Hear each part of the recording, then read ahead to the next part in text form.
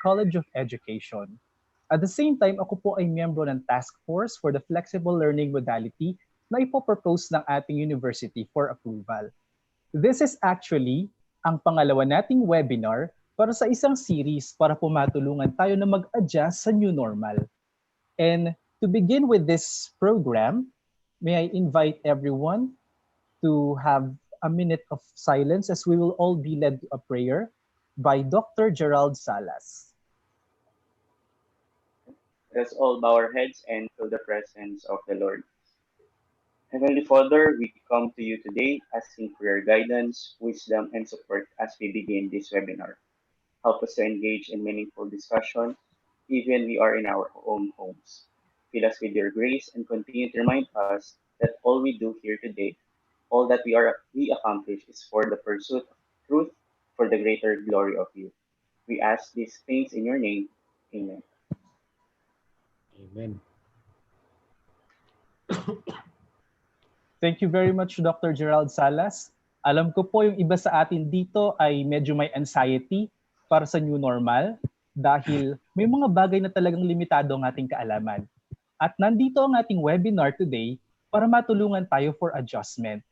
And to give us welcome remarks para sa ating webinar this morning, please all welcome ang ating presidente, Dr. Honorio M. Soriano Jr. Please give them your message, sir. Salamat, Dex. Unang-una, ako'y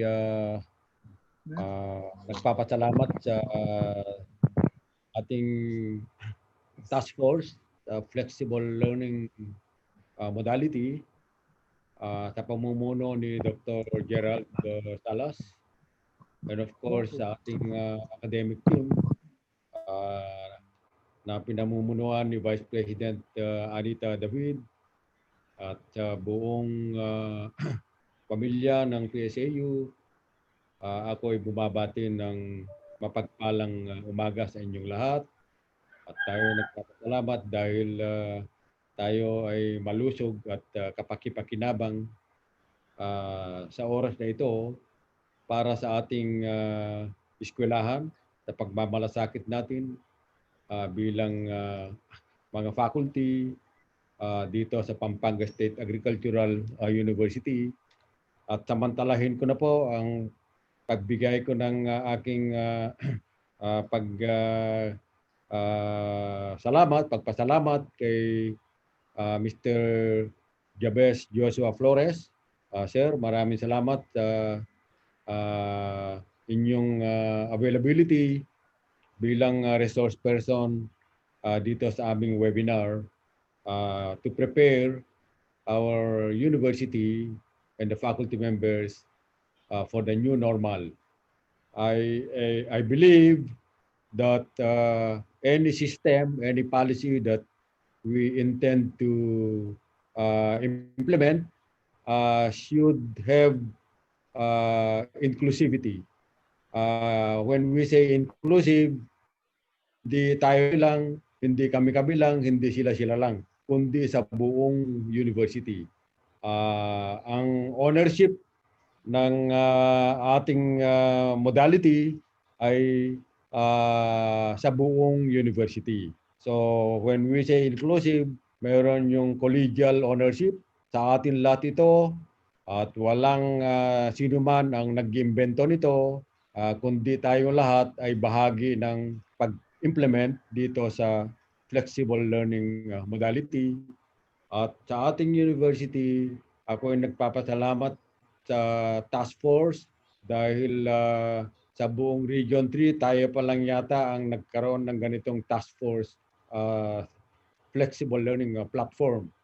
At very timely na bago ang pasukan sa August ay nakahanda ng lahat, kasama ang modules, kasama yung ating pag-upgrade ng ating internet connectivity, at of course itong sistema ng flexible learning modality. Dapat tayong lahat ay hindi tumigil sa paghanap ng paraan para maging effective ang pag-deliver natin ng education sa ating mga estudyante.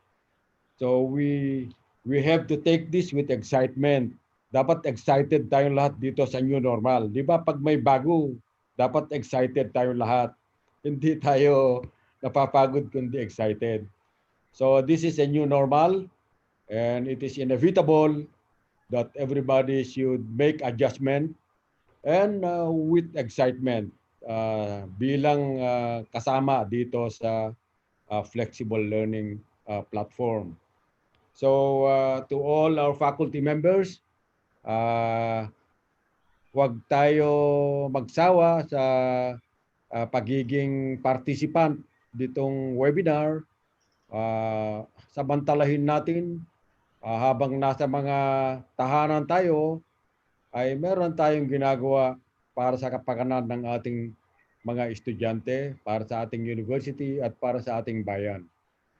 So at this point, let me remind everyone that for every program that we implement, we need to embrace yung collective ownership. No? Pag sinabi ko kanina, collective ownership, hindi pag-aari ng sino man ito, kundi sa buong university. Pag meron tayong ganitong mindset ng collegial or collective ownership, success is assured kasi tayong lahat ay bahagi nito. So pagtiyagaan natin ito dahil ito ay bilang paghahanda dito sa new normal. Kung maalala po ninyo, mula pa nung February, nagkaroon na tayo ng agreement na tuloy-tuloy ang delivery ng instruction sa ating mga estudyante sa pamamagitan ng lahat ng paraan na pwede natin ibahagi yung dapat ituro sa mga estudyante natin. So nagpapasalamat ako sa buong faculty, sa task force, at saka sa team ni Dr. Gerald, and of course the ating Office of the Vice President for Academic Affairs for sustaining our commitment to continue helping our students so that education will not be hampered amidst the COVID pandemic. So tayo ay proactive dito. Hindi tayo yung nagpapahuli. Tayo ay nangunguna dito. Balita ko sa ibang university sa Region 3, wala pa silang na-organize na task force. So tayo ay nangunguna dito. Malaking pasalamat ko sa ating mga kasamahan sa academic. So to encourage everybody, let us have excitement for this new normal. Maraming salamat po sa ating lahat at sana pagtiyagaan natin ito dahil hindi ito para lamang sa atin kundi para sa kinabukasan ng ating mga estudyante. At saka ito na yung pamamaraan upang effective yung delivery ng teaching learning sa ating mga estudyante. So go ahead and rest assured that our administration at Pampanga State Agricultural University under my leadership will continue to support all these initiatives that are being undertaken to make our university capable of sustaining education, quality education to our students. Maraming salamat po. God bless us all. Thank you very much, Dr. Soriano, for your wonderful message. Alam ko marami sa atin dito ang nais ng maragdagan ng kanilang kaalaman para sa flexible learning at saka sa distance education. Kaya sa oras na ito, hayaan po ninyong ipakilala ko sa inyo ang ating magiging resource speaker para sa topic na Distance Education and E-Learning, Experiences as an Online Teacher or as an Online Learner and Teacher. Ang ating pong resource speaker ay isang graduate ng UP Rural High School sa Los Baños.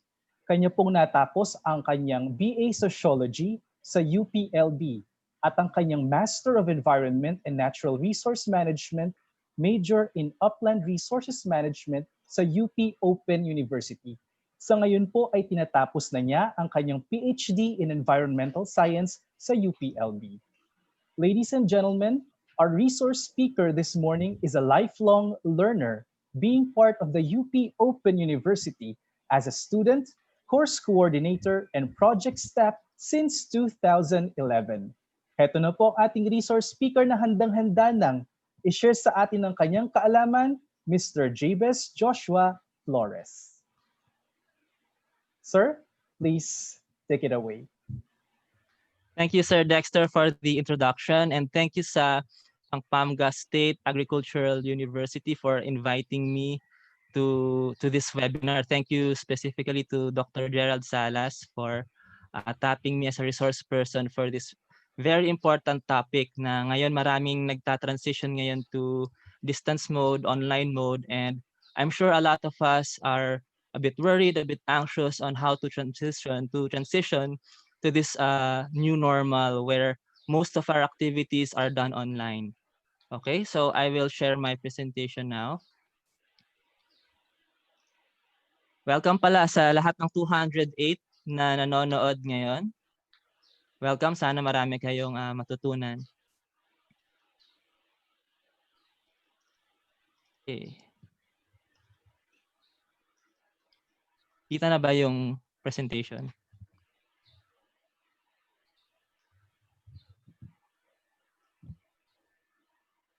Okay. The title of my presentation is Distance Education and E-Learning, Experiences of an Online Learner and Teacher. So basically in this webinar, I would like to share my experiences as a student and as a teacher in UP Open University.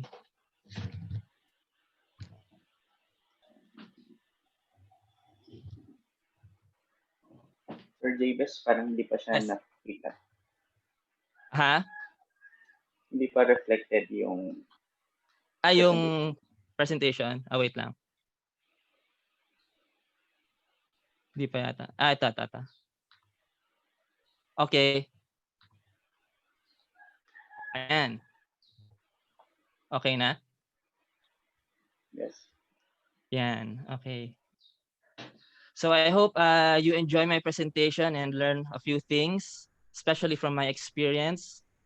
I hope ma-incorporate natin sa pag-plan natin, sa pag-design natin ng mga courses for our students. And it's good then that we get some input from someone na naka-experience na ng distance education since 2011. So hopefully you take some notes. I'm willing to share my PowerPoint dun sa mga interested. Okay. So this is what I will talk about today. First, my experience as a student and then as a teacher in UPOU. And then we will define some terms, some important terms in ODEL or Open and Distance E-Learning. And then we will differentiate online and face-to-face learning or education. And then we will define some roles of teachers and also the roles of students. And then I will mention some assessment tools that we can use. These are just suggestions in the design of our courses. Also, I will address some concerns and suggestions, and we can talk more about it sa Q&A after this session. And I will also refer some online courses and resources that you can use for further learning. Okay, my educational experience was mostly residential. In 2003, I got admitted in UP for the BA Sociology program and I graduated in 2007. So basically, my experience in education at that point was traditional. So you go to class, listen to the teacher. And during this time, we didn't have social media yet, except for Friendster maybe, but it's not used for educational purposes like what we do now on Facebook. We have Facebook groups for our classes and things like that. So more or less, we were kind of disconnected during this time from the internet. When I graduated, my parents wanted me to take my master's at UPOU. Now, UPOU was founded in 1995, and relatively UPOU was new at that time. So I didn't, even though I lived in Los Baños, I didn't know much about UPOU. But my parents, I don't know where they found out about UPOU, but they encouraged me to enroll for my master's degree. And during that time, my first job was a barista at a coffee shop. So I said, I will think about it, but now I'm more focused on doing my work, making coffee. And then I had some questions, and that it took some time as I pondered about their suggestion of enrolling in an open university. First, I didn't know what an open university was, and I didn't quite get the concept of distance learning. So coming from a residential mode of education, I didn't know how you'll be able to learn apart from your classmates, apart from your professor. I didn't know how that worked. So I said, what is that? How does that work? So it took me about 4 years of reflection and wondering and pondering before I finally Googled UPOU courses. So when I Googled UPOU courses, I was not looking for a master's degree initially. I was looking for short courses that I can try and maybe see if I can do this format of education, especially for masters. So I found that there were non-formal courses under the continuing education program of the Faculty of Management and Development Studies in UPOU. So I got interested and I looked at the course descriptions, and I found out that it was only 12 to 16 weeks long, so more or less a semester. And it's not diploma course, it's a non-formal course, but you get a certificate of accomplishment after you graduate from that course. So it's a standalone course. So I found out that anyone can enroll. You don't have to be a college graduate. I think the minimum requirement is for you to be a high school graduate to enroll in these kinds of courses. So I tried this course in 2011 during the first semester, or what they call the first course offering of that year. I took up personal entrepreneurial development.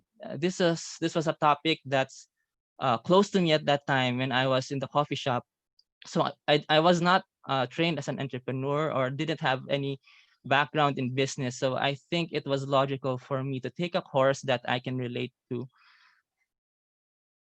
So when I enrolled, I attended an a physical orientation. I went there, listened to the course coordinators or the teachers, and then they gave us a module. I actually have my copy here of the module. Can you see it? No, here.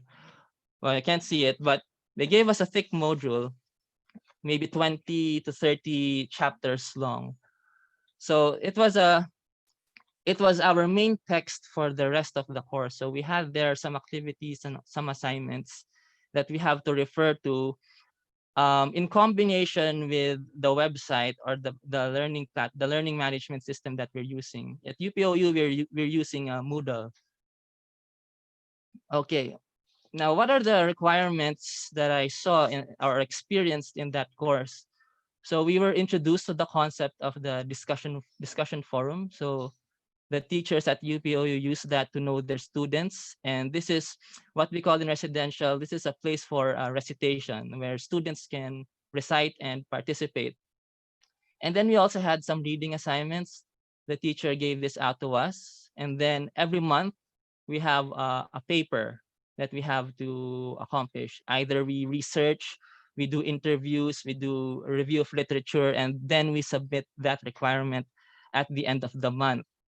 So there's some kind of pressure because after the end of every month, you're expected to give an output to the teacher. And then finally, at the end of the course or the semester, we're required to present a project consolidating everything that we have learned in the course.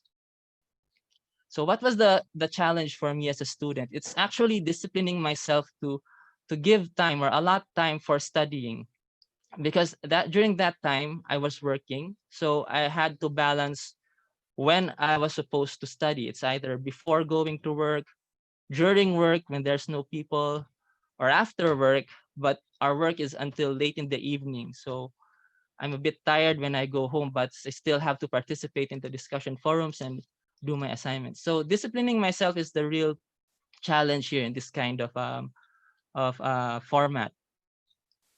But what's different here, and I noticed, I hope my teacher is here listening, but what made the difference in this mode of education, of learning, is the teacher, because the teacher was a great motivator for us, not just for me, but all of the students.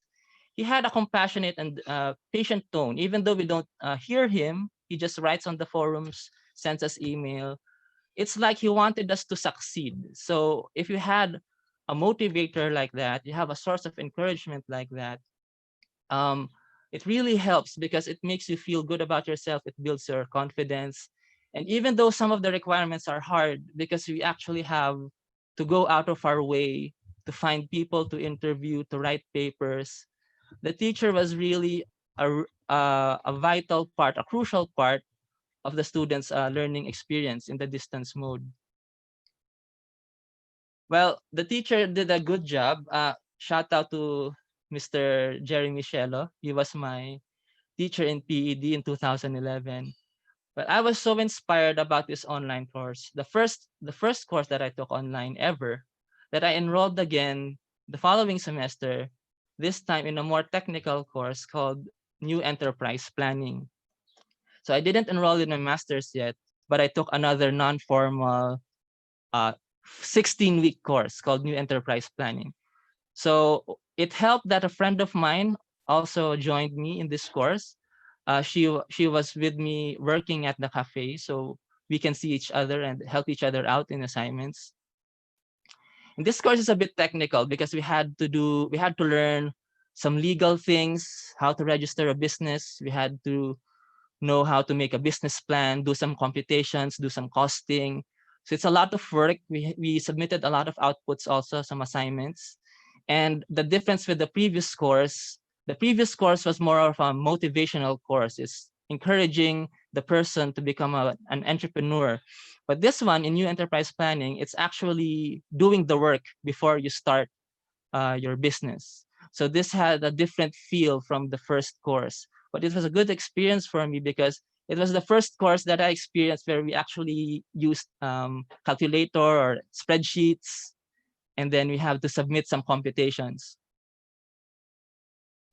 Finally, at the end of that course, we had to go to UPOU to present our business plan. And there was a panel there where they will critique or make some suggestions about our plan. Now, for those who weren't able to come, they submitted their presentations online. So through video, it's either using their phone or a video cam or a digicam. So they just emailed their presentations. But for those who were able to go to UPOU, we went there to present. After finishing this course, UPOU just released a new course in 2012 called Organic Agriculture. Now, the difference with the other courses, this was delivered by 2 teachers or 2 course coordinators. Now, this is a totally different course from the first 2 because it's a technical course on agriculture, but it's designed for everyone, for mass consumption, for general education. So here are some features that I encountered. We had some quizzes. So it's 5 to 10 item quizzes that we take online using Moodle. We also have assignments and projects because this is agriculture. We have to take pictures or videos of the activities we do, like sowing seeds, planting. We monitor what we do in the garden. And this one is different also. This was the first online course that actually had field trips, organized field trips by the school. Though this is optional, but because of this opportunity, I was able to go to 3 field trips. So there was 1 field trip a month. So for some courses that require students to do some field trips, it's either the school can organize it for them or they can organize their own field trips and visit, like here in this case, visit farms or gardens, organic farms and gardens. And also our materials, our course coordinators gave us links to online resources like videos, PDFs. So aside or apart from the modules that they handed us, we were given video resources and other references as well. The organic agriculture course was the turning point of my career, because it's the course that actually convinced me to pursue my master's. So I can say that UPOU, Open University, played a really crucial part in deciding where I am now, because I was so inspired by the things that I learned through these three courses, these three non-formal courses that I took from 2011 to 2012, that I decided that I pursue my master's after the organic agriculture course. Now, in organic agriculture, we were taught concepts about ecology, we learned about soils, we learned about plants. So I decided I take a course, a master's course on the environment.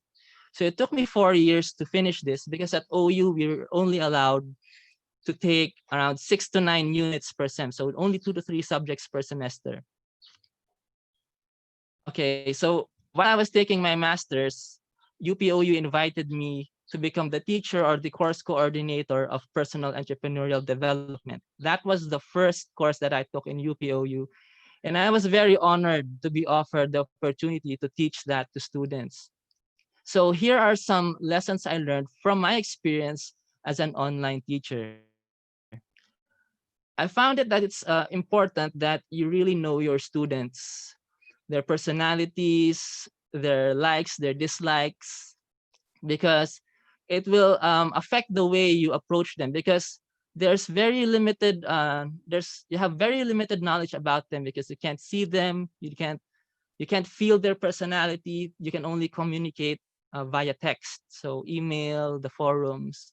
So I tried my best to know my students. So what I did is I added them on Facebook, just to have a personal feel, so we can chat there, send PMs, and send questions. So this is crucial, is to really know your students.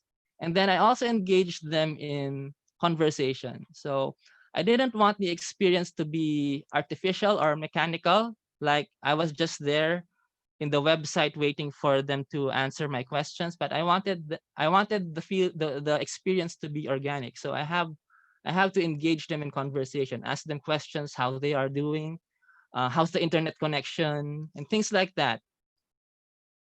And also, I design an environment where they can interact with one another. Because in a setting like this, it's not just the teacher and the student interacting, but you will design an environment where your students can interact with themselves. So in my case, in my class, I did a separate Facebook group apart from our Moodle classroom. So there they can share about their personal lives, their interests, their hobbies, and also ask me questions. So it really built solidarity between the students, and not just me and the students, but students among themselves.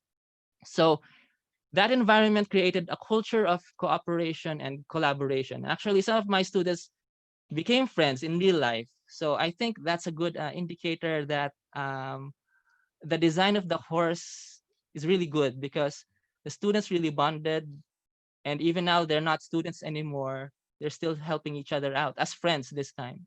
So create a culture of cooperation and collaboration. Don't make your students compete with one another. Later, we will talk more about that, because it's not just the mode of delivery that's different here in Odell, but also there's a worldview behind this.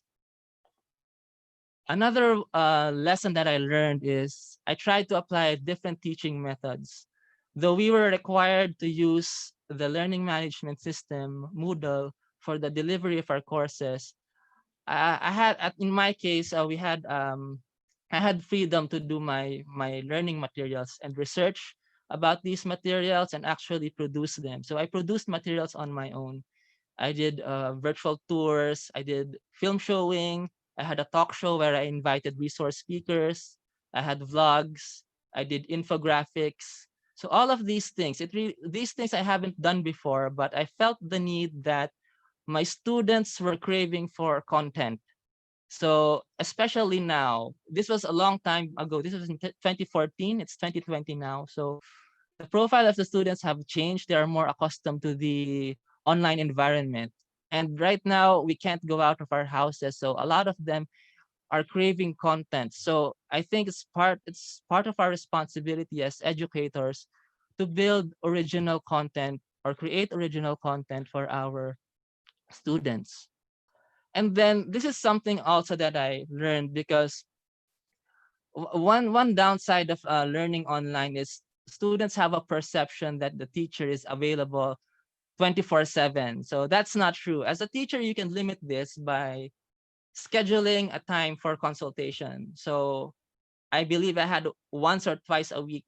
I have a schedule from like 10 to 12 in the morning where students can chat me or email me. And that's just to establish also expectations because I don't want my students to be sending me a message and waiting all day for my reply. I want them to know that I'm able to reply at this time and at this date. So that's hard. That's hard when students they get frustrated when they don't get an immediate feedback from their faculty. So what you do is you set a time for them for your availability for consultation. Okay, so these are some of my assessment tools in my course. So I encouraged them, no, not just encouraged, but I required them to participate in asynchronous discussion forums. So I posted a question for every module that I upload, and they can answer that question anytime during the semester. So I didn't require them because some of them had internet connection restraints. Some of them had to go out of the house, go to a computer shop, just to go online. So I did an asynchronous mode of discussion forums. So it was up to me to check every now and then if they have already answered the forum. I gave them assignments. I gave them one assignment per month, and they submit it at the end by the end of the sem. So they have like a month to finish one paper, and then I gave them a final project that they will present at the end of the sem. So it's either a video, an artwork. So I revised a bit what was required before. It's not just a paper, but I asked them to use any kind of media for their final presentation because I wanted to test their creativity and I wanted them to express themselves in what they learned about the course. So I enjoy that part, watching their final presentations. Now, that's my experience as a student and a teacher. Overall, it was enjoyable, but I must admit it was difficult and it took some adjustment for me and the students also, because all of us prior to this didn't have background in this mode of learning. All of us had backgrounds in residential mode of learning. So here I will clear out some definitions before we proceed to the next topics. So what's the difference between distance education, e-learning? So here is the meaning of distance education. So according to Dr. Grace Alfonso, the student and teacher are physically separated from each other. So that's distance education.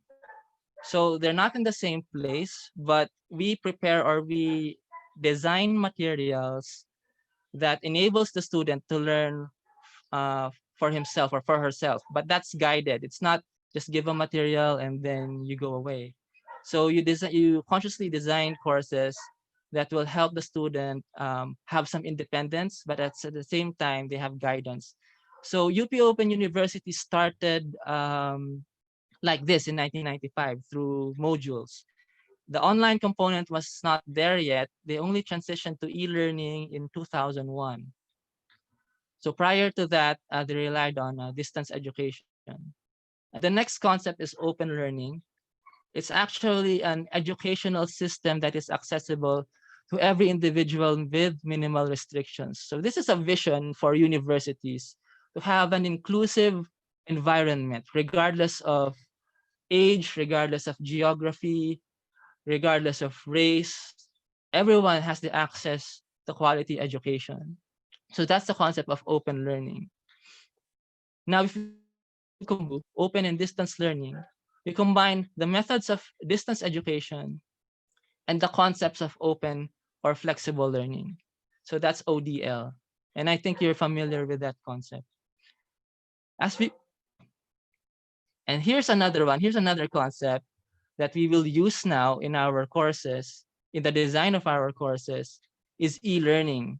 It is the intentional use of network information and communications technology, or ICT, in teaching and learning. So this is what we're doing now. We're using Zoom, we're using Facebook, we have our different platforms, Google Hangouts, we have StreamYard, we have OBS, so different e-learning platforms. So I think this is more of concern for us because there's a learning curve to this. We have to learn how to use these tools. Now, what is ODEL? ODEL is open distance e-learning, and it is a world view. So this is, I'll show you this framework that I found in the book published by UP Open University called ODEL, Shaping the Future of Teaching and Learning. So here, I'm sharing to you this framework using the features of open learning, distance education, and e-learning through the network information and communication technologies, which is an important component. We spread the ethos or the values of excellence, academic freedom, humanism, and all of these things, all for the purpose of social transformation. Now, we can learn this in a different webinar, but I'm just sharing this to you that ODEL is not just about the tools or the software that we're using or migrating our classrooms online. But it's a whole new way of looking at education. It's a whole new way of viewing how we deliver quality education to our students. So I hope that is clear. Now, here are some differences between online versus face-to-face learning. So I compiled some publications from Open University faculty and staff, and I'll input also some of my personal experiences. Well, of course, a geographical distance is the main difference because we are apart from our students. This may not really be a concern at first, but we will notice this as we progress into the SEM, that we cannot just go out of our houses and meet our students if they need something or we need something from them. So we have to assume that we are disconnected physically and our students are at a faraway place in their provinces. That's one difference. And this is an important point and one observation made by Bagarinao, Dr. Bagi. It's the feeling of isolation affects the motivation of students to learn. So because they're alone in their house, sitting in their desks, they don't have their classmates with them. It's not as encouraging to engage or to learn when you're alone. So maybe some students are more adapted to this kind of situation, but not we have to understand that not everyone is like this. But right now we have no choice, but we have to maintain our social distance. Now, we also have to consider the context of students. Not all of them have the same internet connection speed. Not all of them, their environments are not as conducive for learning as others. Sometimes maingay yung manok, maingay yung aso, all those kinds of things. We have to consider that our students are not in a controlled environment. Some of them have to do chores. Some of them are breadwinners. Some of them have to do other things that's not related to school but important in their own households. So we have to think about the welfare of the students. And then what's another difficult thing is the absence of social cues. We can't see their faces, and when we're having conversation like this one, I don't know if you're taking the webinar positively or if you're understanding anything. I can see some of your comments, but it's really hard to monitor in this kind of mode. So we can't see their faces. It's a really difficult aspect of distance learning because we have to know if our students are responding to what we are saying. And then asynchronous mode. For students, this can be advantageous because they can turn in their assignments or reply to you at any time of the semester. I made a suggestion that not all assignments or assessments should be asynchronous, but there's a place for engaging in an asynchronous mode. For example, submission of assignments or participation in forums. For me, this was a new concept when I was in UPOU, but I saw that this is advantageous because I can just participate anytime. But there's also a deadline, there's also a limit. So at least the student can make a schedule, budget his time, budget his or her time, and plan for submission of deadlines.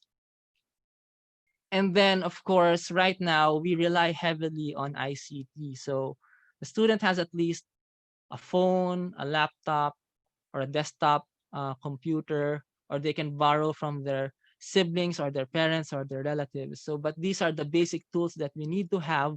But we also have to accept that some of them don't have laptops, they only have phones. So, in my experience, some of my students would take screenshots of their work and send it to me. Now, I accept that because some of them don't have access to laptops. So we have to be understanding when it comes to that. Not all of us has the privilege of owning several devices. Okay, here are some roles of teachers and students that we have to understand in ODL or ODEL. So first I will talk about the roles of teachers. Now, this is important that we set ground rules at the beginning of the semester. This should be clear. The students have to follow this. What are the etiquette that we have to follow?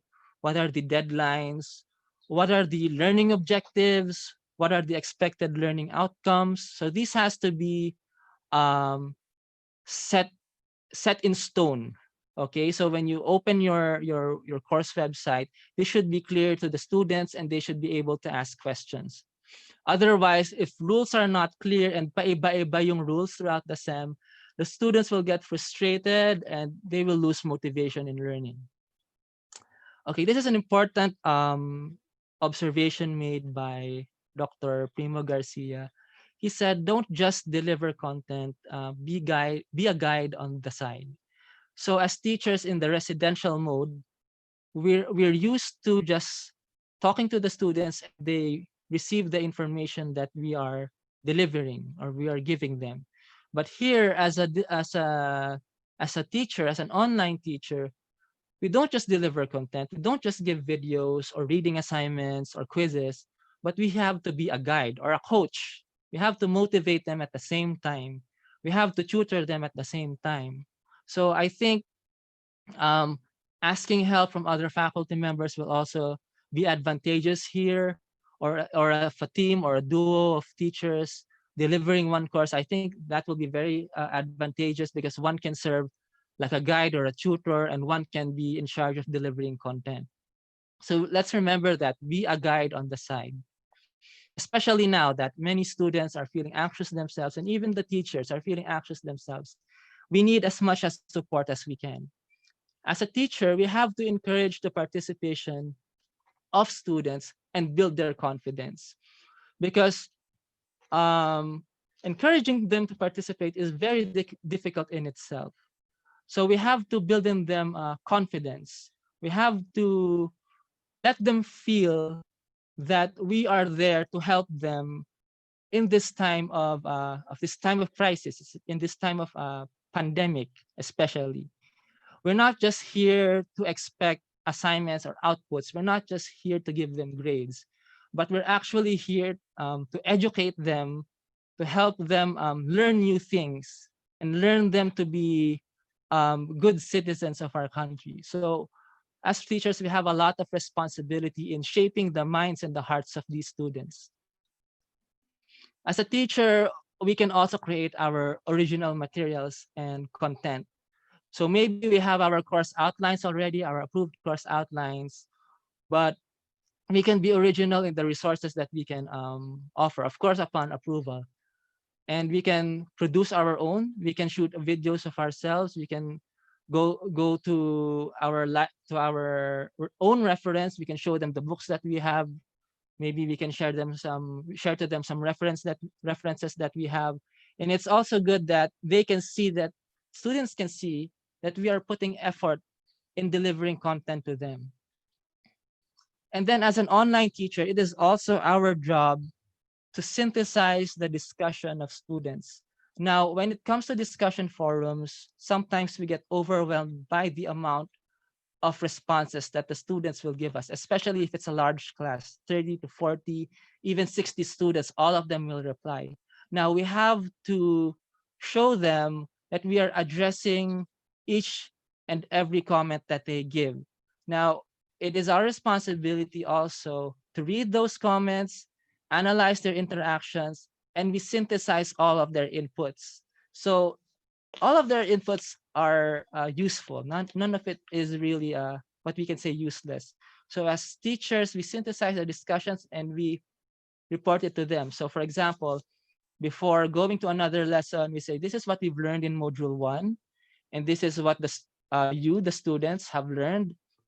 Here are your feedbacks, and then we synthesize that in a very concise and easy to understand way before we proceed to the next topic.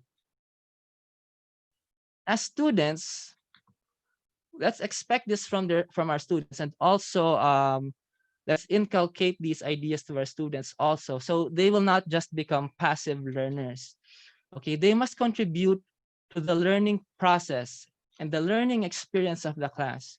So it's not just them receiving information from you, but they are part of co-creating the environment, the classroom.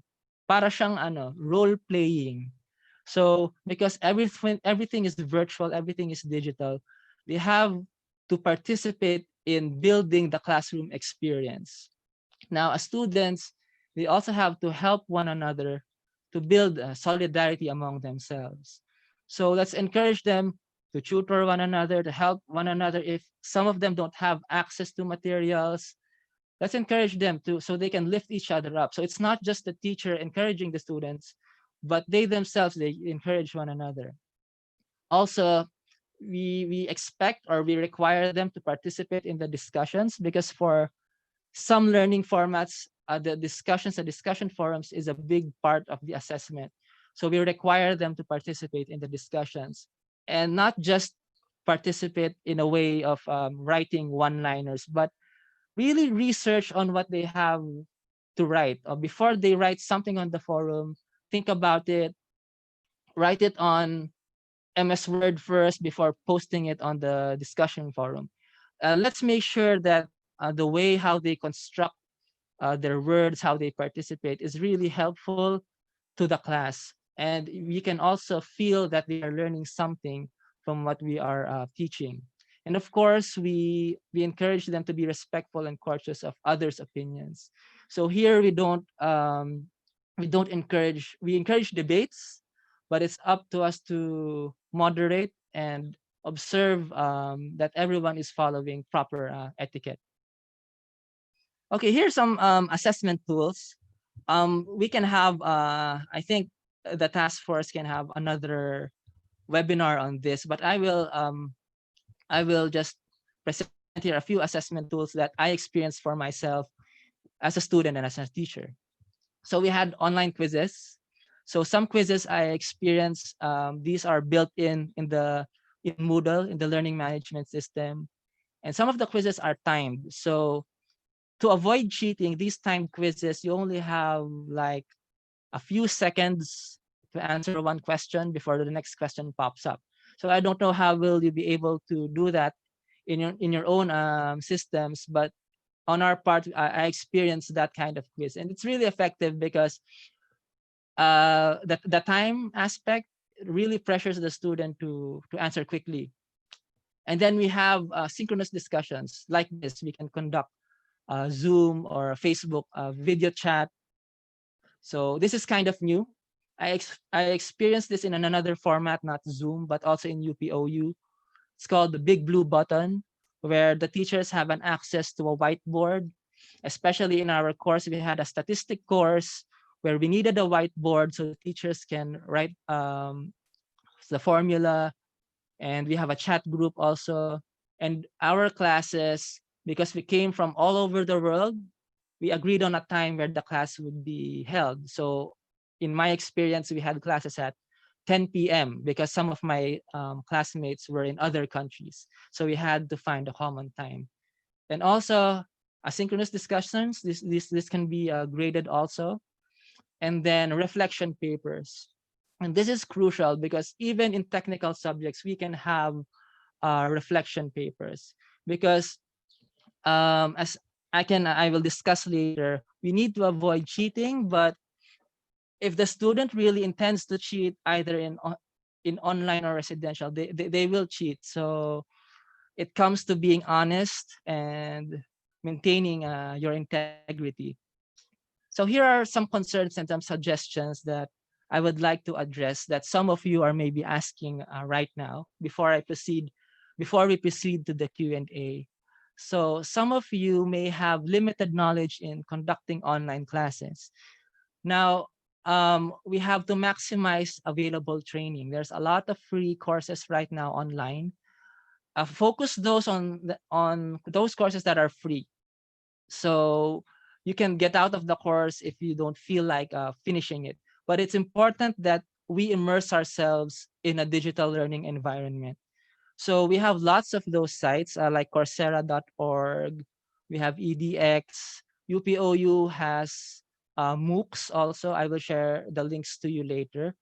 So engage and take as many, not just webinars, but actual classes where they expect outputs from you.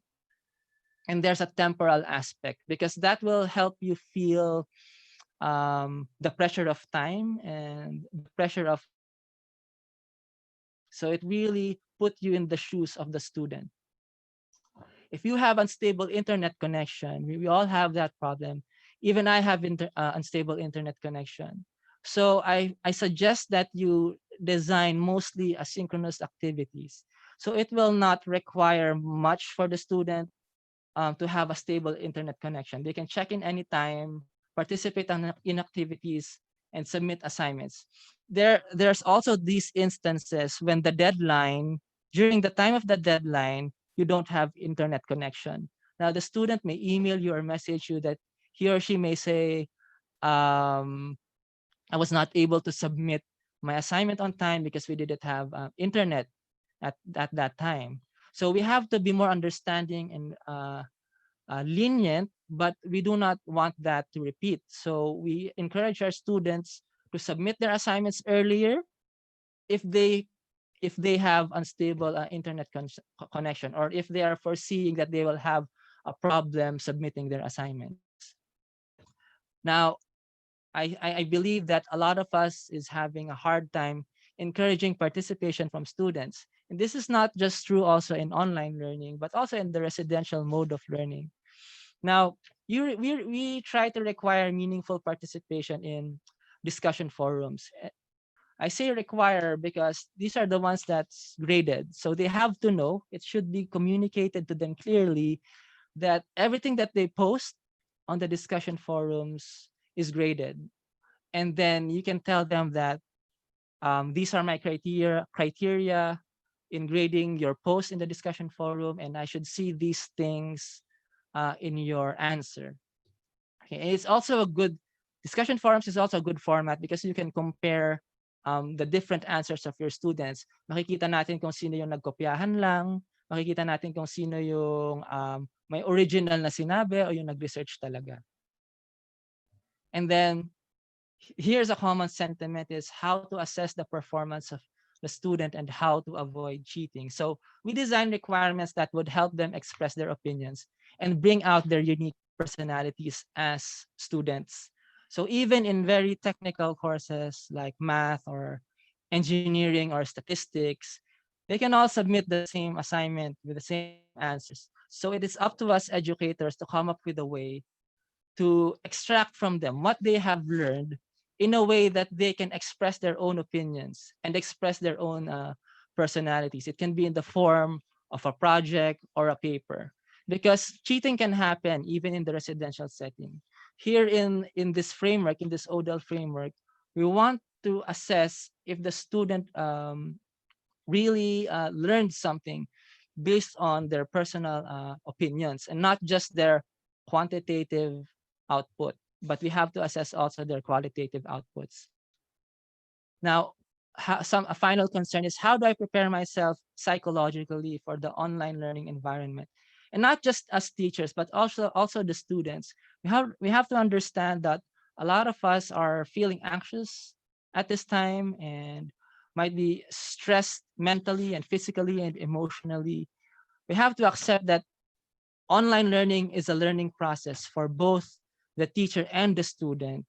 So let's communicate that properly to our students, that we ourselves as teachers, we're having, this is also a new thing for us, not just for the students. So in that sense, make them feel that this is a learning process that you're going through together. And then don't pressure them in a way that they have to go to great lengths just to submit a requirement. Be more understanding of their situation. Be more an understanding of their context. Here are some online courses and resources. UPOU just released a webinar by Professor Ana Katrina Marshall. It's entitled Assessment of Learning at the Course Level. I think it's available at networks.upou.ph. You can access that there. She has a more detailed discussions, and she has lots of examples on assessment. And then UPOU has this massive open distance e-learning or model where we have lots of free online courses. FMDS has continuing education programs, which I will enumerate later. For the models, here are some of the topics. Some of them are ongoing right now. So we have Introduction to Technology for Teaching and Learning, Content Development for ODAL, and so on. You can just visit the site later on. Under the continuing education programs, we have courses divided into 3 clusters. We have courses on health and social development cluster. We have courses on the environmental cluster, like organic agriculture, the course that I took. And we have 4 courses under the entrepreneurship cluster, like personal entrepreneurial development and new enterprise planning. So I suggest, if you have time, you can enroll in these subjects in these courses and experience for yourself what it likes to be a distance and e-learner. Here are the references that I used, and thank you for listening to my webinar. Let's open the floor now for some question and answers. Thank you very much.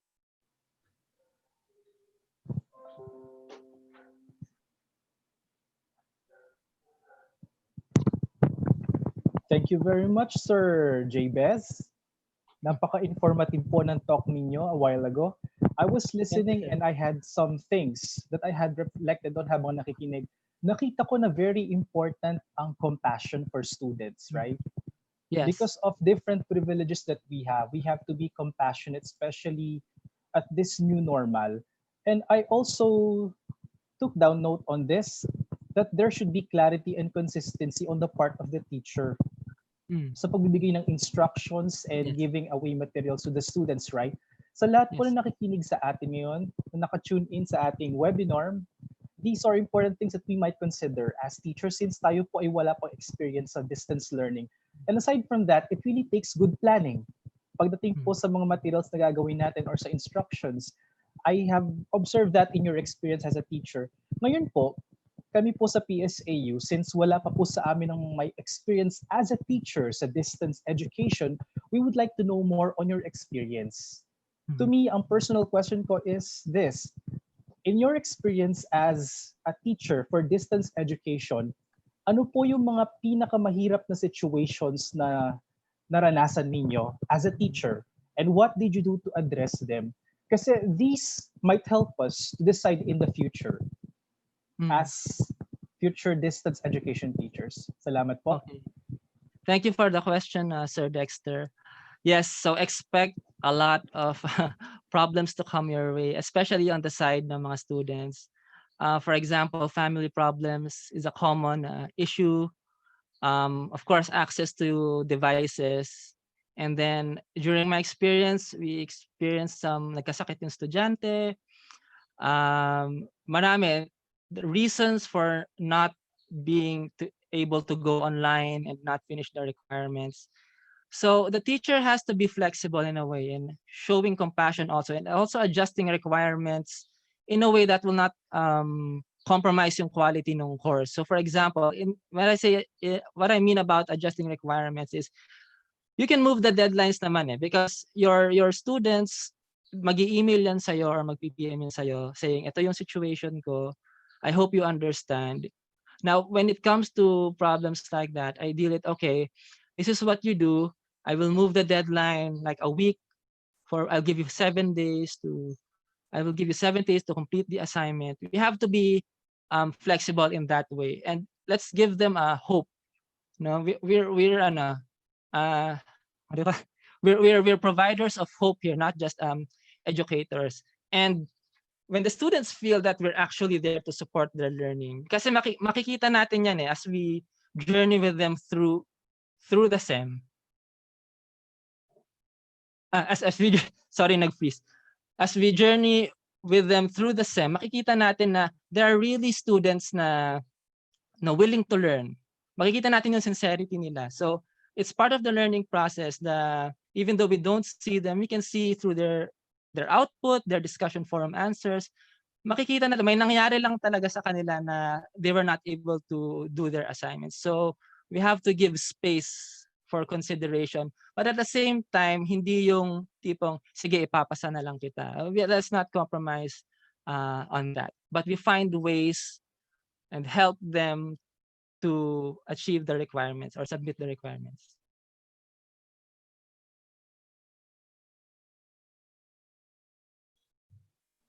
Thank you very much, Sir Jabez, for that wonderful answer.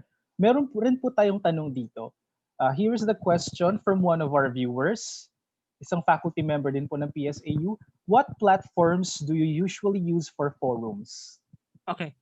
So sa UPOU, our default platform is Moodle.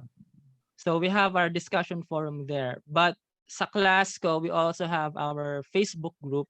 But the Facebook group is not graded. So they cannot post their answers there. So they just use Facebook for sharing videos, sharing some ideas na they think na, kasi in Moodle, we have rules also what you can post.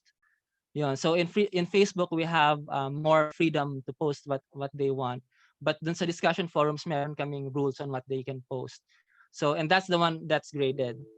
So it depends on your school actually, on dapat ano kayo, isa lang yung platform nyo for the discussion forums. But as a teacher, I think you can give freedom kung saan pa sila pwede mag-usap aside from the LMS. So sa UPOU, ang tawag diyan ay yung parang cafe. So pwede kayong mag-discuss ng other things.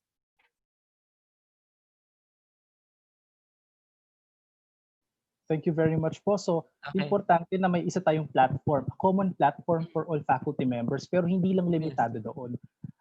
May naisip ako, sir, kasi in the past semester, itong natapos lang namin noong May 15, since it was really sudden, ang ginawa ng iba is nagbigay ng examination in the form of essays sa Messenger. Since free data naman, kahit walang load yung bata, is mababasa iyon. Acceptable naman po iyon, di po ba, sir? Oo. Lalo na kung yung bata is wala talaga siyang means. Totoo. Let's live with what we can, no? So I experienced nga screenshots ang sinasubmit sa akin eh. Or sulat kamay tapos pipicturean. That's acceptable, no? So kung di natin mabasa, sabihin natin pakipicture na lang mas maayos ulit. But we have to accept their limitations. Ang mahalaga is they were able to submit. Kung sulat kamay, di better, di ba? So effort talaga. Yes po. Napakaganda po na discussion natin. We have another question, sir. Based from your experience, sir, can you suggest maximum number of units to be handled by a faculty member? Maximum number of units. Okay. Sa OU as a student, kasi yung tinuro ko sa OU, that was just a standalone course. So I just taught one course. So kung i-translate natin yun into a diploma or degree course, that's just 3 units. The students, we're limited to only 6. And there's a reason behind that because UPOU students ano yan nagtatrabaho yung mga students, mga professionals. So we have to take that in consideration. And the more units that you give, tawag dito, the harder it is for the student to accomplish their requirements. So yung master's ko, actually in residential, you can finish that in 2 years, but it took me 4 years to finish it kasi 6 units lang. So for a student, that's really manageable, 6 units. There was actually a SEM na I got so tired, I only enrolled in 3 units. I think mangyayari din yon siguro sa inyo na may mga students na mababurn out, so they'll just enroll in 3 units. Kasi and dahil na-delay ako, I experienced a SEM na 9 units naman, sobrang dami.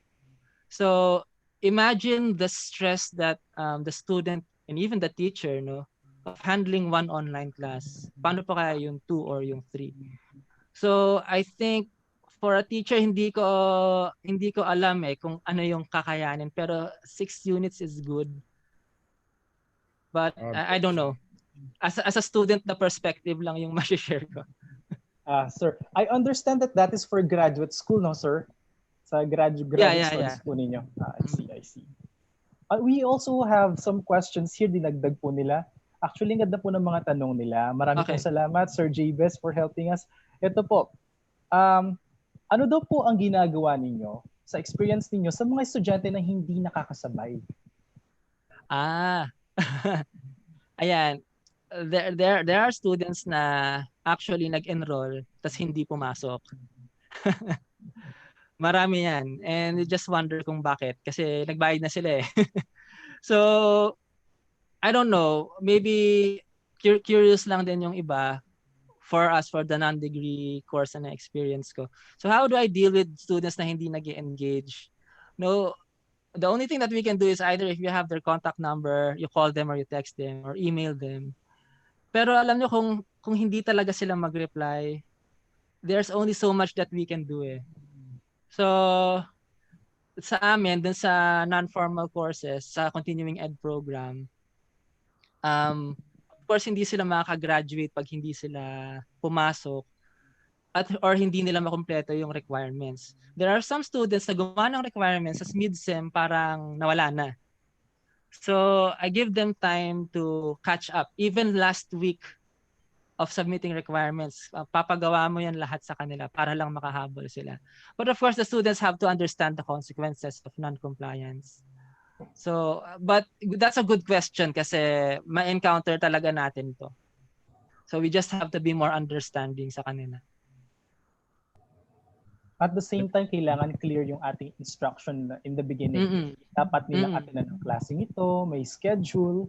And since pinili nilang pasukan, kailangan, or pinili nilang enroll, kailangan pasukan nila. Right, no, sir? Yes. But at the same time, kapag may situation, we have to touch into that compassion sa ating side as teachers. I think we will be entertaining last 2 questions. Here's the second to the last question, sir. Dexter? Ito, yes, sir? Yes, sir. Dex, isang tanong lang. Sige po. Kay Dr. Soriano mo po na tayo. Yeah. Okay, sir. Yes, sir. At nagpapasalamat ko kay Jabez uli sa napakagandang delivery ng kanyang experience as a distance learning teacher. Nasabi natin kanina na ang number of units that can be enrolled by the student ay hanggang 6 units. Sa graduate students po. Graduate, Pero sa mga undergrad, pwede pa rin yung hanggang 24 units, 21 units. Actually, hindi ako sure dun sa undergrad program, sir. Pero I think I have to ask kasi mostly sa mga graduate students yung experience ko po. Yeah, kasi sa pagbalik sa August, we have to make a lot of adjustments. So, kailangan din pag-aralan talaga yung most appropriate number of units. Na yan, estudyante. Halimbawa, sa isang month, tapusin yung 6 units, next month, another 6 units, and then in one semester, matapos yung 24 units, kung gano'n ang modality. So, first month, for example, 6 units muna. And then Yes. second month, another 6 units. Yeah, Third gradual. month, so staggered ang Opo. distribution ng units throughout the semester. So that may be one modality or one strategy. Another, there is a question of how to make or how to evaluate the students whether they pass or they cannot be given a passing grade. Meron bang grading system na Yes. ginagamit ninyo dito sa distance learning? The same po sa residential. Okay. So the standards and the grading system remains the same. So yeah. Same quality. Kasi nakikita ko sa distance learning o distance education, magkaroon tayo ng parang ang grading system natin should be more focused on task-based or project-based. Yes. Hindi na yung dati na binibilang natin yung correct answer or whatever. That may be that may be done. When on top of that, we should give more focus to project-based and task-based Yes, sir.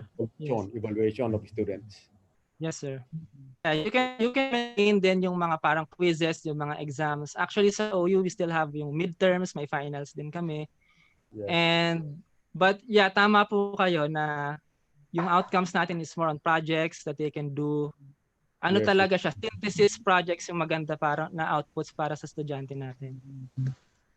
And it's a good way of avoiding cheating. Yes. So siguro tama sabi ni Dr.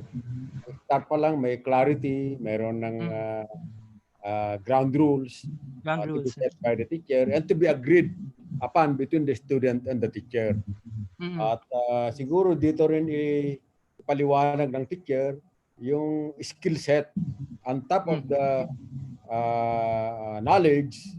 We have also to identify set of skills that the students should, the teacher should expect as one of the outcome of the distance learning. Tama po, sir. Okay. So, thank you sa questions, sir. Thank you po. Thank you po. Inisip ko baka ma-overload yung estudyante kung one semester, 24 units. So, ayaw po. tignan natin yung first month, 6 units. Second month, another 6 units, etc. No, something like that.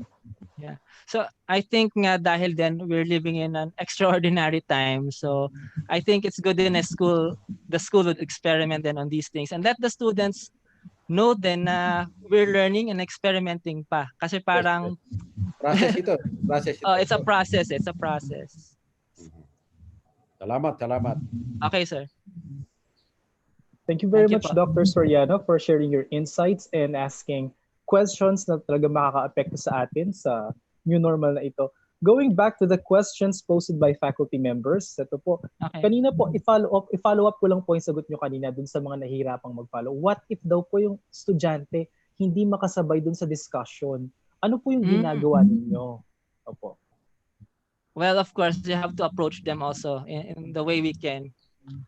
Kasi it's hard na hindi sila makasabay sa discussion. For example, as a student, I can share that kasi there was a class, may question yung teacher sa discussion forum na hirap ako. Alam mo yung sinabi ko dun sa forum? Hindi ko maintindihan. Yun yung sinabi ko dun sa yun yung sagot ko sa forum. Tapos yung mga classmates ko, tinulungan akong maintindihan yung question. Kasi merong feature yung LMS namin na pag hindi ka nag-post ng sagot, hindi mo makikita yung answers ng classmates mo. So parang ako na lang yung hindi nakakasagot. Sinabi ko, hindi ko maintindihan. Tapos lumabas yung answers ng iba kong classmates. So dahil nakita nila na hindi ko naintindihan, tinulungan nila ako. So that's one way. So siguro bagsak ako dun sa part na yon kasi pero the teacher was lenient enough to let me explain naman once yung mga classmates ko in-explain sa akin. tsaka ako nag-post ng meaningful na sagot. So that can happen. That can happen. Let's try to encourage our students na kung hindi nila alam or hindi nila maintindihan, sabihin nila para din hindi nahuhula yung teacher. And for the students, maging tayo source of motivation din and encouragement. So sabihin natin para dun sa mga nahihirapan, wag kayong mahiya sabihin. Kasi tutulungan tayo ng teacher, tutulungan tayo ng mga classmates natin. So, buti na lang pala na experience ko yan nung masters ko to. So, kasi maganda siyang i-share sa mga time na ganito. Kasi merong pinapanood sa aming video na kailangan namin mag-give ng response. Personal opinion hindi ko talaga maintindihan yung content. So, sinabi ko na lang hindi ko maintindihan. So, yun. So talaga pong ang point dyan is mag-exert talaga ang teacher. Since hindi po siya face-to-face at distance siya, si teacher kailangan mag-exert ng extra effort. Is that what you mean po, sir? No? Yes, and remember then like what I said earlier, yung students co-create the learning environment. So tulong-tulong din yung mga students din. So it's not just the responsibility of the teacher, but it's the responsibility of the teacher to encourage the students to build that kind of environment. Thank you very much. That's a wonderful response.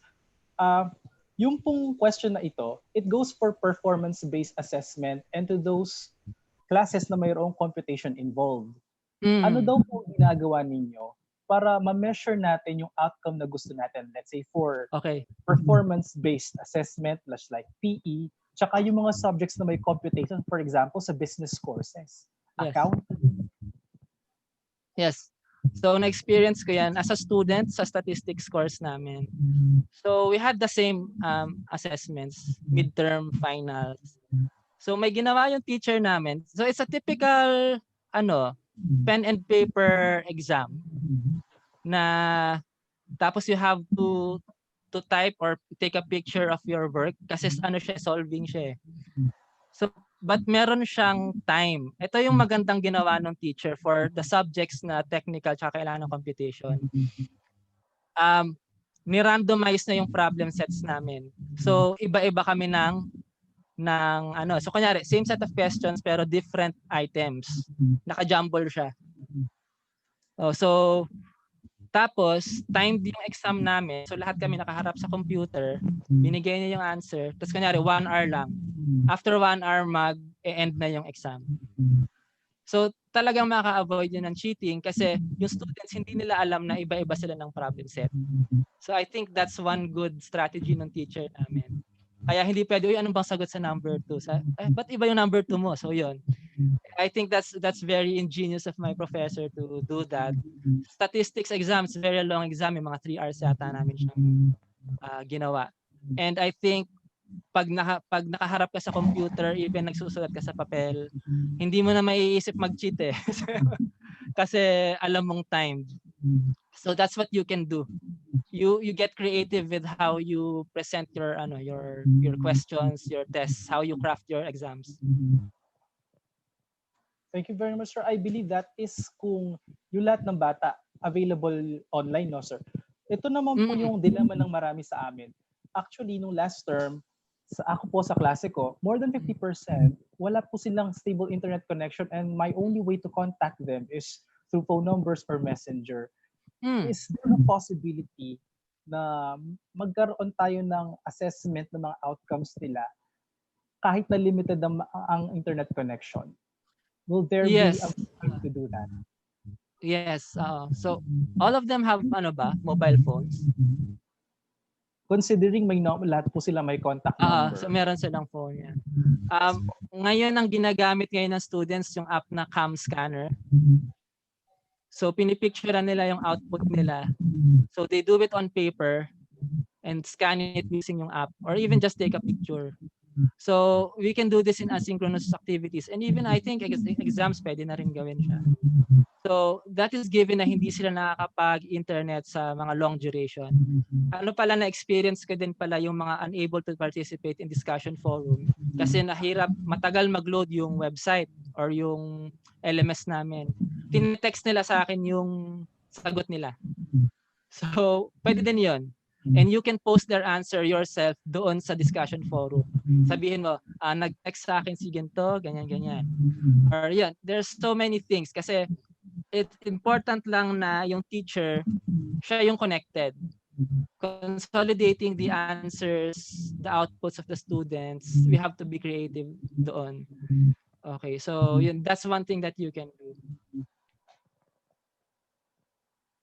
So bali, it's trying all possibilities basta matulungan ng bata. Tama po, no, sir? This will be the last question. Yes, so we have, in laying down ground, sige, wait lang, Dex. In laying down pala ground rules, we have to be clear on that. Kasi baka pag sinabi, you're required to participate in discussion forums. We have to be clear na yung pag-submit mo ng sagot mo, hindi lang limited sa pag-post dun sa site. We have to be clear na if you're having internet connection problems, you can text me your answers and I will post it myself. Yung mga ganun ba? So, there's also a way of saying these things. Sa UPOU, pinag-aaralan nila yan. Yung ganong tone, yung very encouraging na tone. So I think in later webinars, if you get resource people din sa OU na may expertise talaga yung delivery ng mga degree courses, they can help you with that. Ayun na. Thank you. Ito na po last question natin, sir. Would you encourage or discourage students working in group? Why or why? Oh, working. Actually, maganda working in groups. Actually, I experienced group work several times. Ang ginawa na technique ng teachers namin dyan is kinompile niya yung namin, locations, tapos tiningnan niya kung sino yung magkakalapit. Okay, tapos kami yung magkakagroup. So we can either meet physically or kahit online lang din. Ang maganda yan kasi meron silang evaluation tool in the end ng group. Okay, so maganda din kasi makikita mo how much they learned sa output ng kanilang grupo. So I encourage that kasi pagdating sa discussion forums, mas magiging lively yung discussion kasi mas magiging close sila through the group work. Thank you very much, Sir Jabez. So yun Thank you, po, Sir Dex. Group work are still encouraged. Pero syempre, we have to set rules, no po? We have to be clear to everything that we would like the students to attain. Maraming salamat po again, Sir Jabez Flores, for your talk at sa pagsagot po sa aming mga katanungan. Sana po hindi kayo magsawa sa pagtulong sa amin in the future. Especially this is our first time to handle this kind of situation na ang learning ay at a distance. Okay. So I think we have to end our webinar now. As such, para sa ating closing remarks and other reminders, we have our Vice President for Academic Affairs, Dr. Anita G. David. Thank you, Sir Dexter. Magandang umaga po sa ating lahat. President Soriano, Sir Jabez, lahat ng college deans and all the academic directors na nandito and all the faculty members, isang magandang umaga po sa ating lahat. I was comparing myself with the teachers from DepEd. I was also doing the tasks na in-enroll ko for UPOU. Yung deadline was last Friday, so I had no choice except to do those. I would like to think that in the university, even if we have our own facing and pacing, at least we have only one direction kung saan tayo papunta kahit hindi tayo magkakasabay. Maybe in August, I'm hoping that we will be in one ship only kesa po sa sabog-sabog siya. Kagaya nung sinabi po ni President kanina, tiyagaan po natin itong mga to. We were able to finish the semester with a lot of experiences at kayo mismo ang makakatestify sa sarili ninyo tungkol doon. Madami po sa inyo ang niloadan nyo yung mga estudyante ninyo so that they will be able to submit their requirements. And I really commend all faculty members for doing that. And this is another chapter na kailangan na wala tayong choice except to do it. every time that they tell me kung ilan yung uma-attend, natutuwa ako. Kanina, yung sinabi ninyo before the start, we have 200. We actually have 212 faculty members. Tsinatsaga po natin ito para sa mga estudyante natin at para rin sa atin. The university is doing everything para po maibigay sa atin yung kailangan natin. We already forwarded to the finance and admin group the almost 9 million that we need. Huwag po kayong mag-alala. Lahat ng concerns ninyo, pasensya na po, merong ano dito. Lahat ng concerns ninyo, naka-note po sa task force, and we will give to you kung ano man po yung recommendations based on the surveys that we conducted. Nagtatrabaho po yung sa task force. Minsan 3 times a day sila nagmi-meet. Hindi ko na sila iisa-isahin. Alam na nila kung sino sila. I think at this point, lahat po tayo pwedeng kasama dun sa task force, pero madami yung mga gumagawa ng mga dissertation nila, madami tinatapos nila. So ibigay na lang po natin yung kapalaran muna natin dito sa mga members ng task force. And it would be better at this point na we will just appreciate what they're offering to us. Ang lagi kong sinasabi, hindi tayo nagkikita-kita. So this is an opportunity for all of us to show na kahit ganito yung manner of communication natin ay nagkakasundo pa rin tayo at nagkakaisa tayo para sa PSAU. We acknowledge all the efforts, the individual efforts of all the faculty members, bata, or maging kasing edad ko. Nagkakaintindihan kami kung sino yung mga yon. Alam niyo po kung sino, pero natutuwa kami that whether ang webinar natin ay tayong lahat dito or it's a per group, nandito po kayong lahat. We also know that you're working for the graduating students, na bukas po yung local council meeting natin.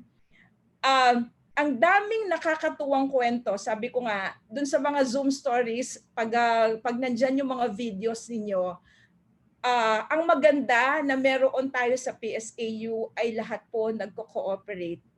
That is really heartwarming for us. At natutuwa po ako sa lahat ng mga sakripisyo, sa lahat ng mga efforts of the faculty members. We are currently completing our online enrollment at may mga sessions din po, yung mga yon. Madami talagang ginagawa. Pero lahat ng mga ito ay magiging magaan dahil tayo lahat ay nagtatrabaho. That after this, we can tell the nation, the Philippine government that nagtrabaho po talaga tayo para sa PSAU, and we are fortunate that we are receiving our salaries na hindi na tayo kasama doon sa mga kailangang humingi ng ayuda. Again, nagpapasalamat ako kay Sir J.B., lahat ng faculty members, also to the administration for giving all of us lahat ng kailangan natin. At makakaraos din po tayo dito. Makakaraos sana tayo ng matiwasay na walang magkakaroon ng anxiety attack sa ating lahat. But rest assured that we will be providing you with the capacity building na kailangan natin through the task force. Hindi po sila mapapagod na magtatrabaho. Let's all pray for that. Again, thank you so much. We will see one another tomorrow during the local council meeting. Pasensya na po, madami ding inaayos doon, pero alam ko na nagtatrabaho kayo, and that is a very good assurance.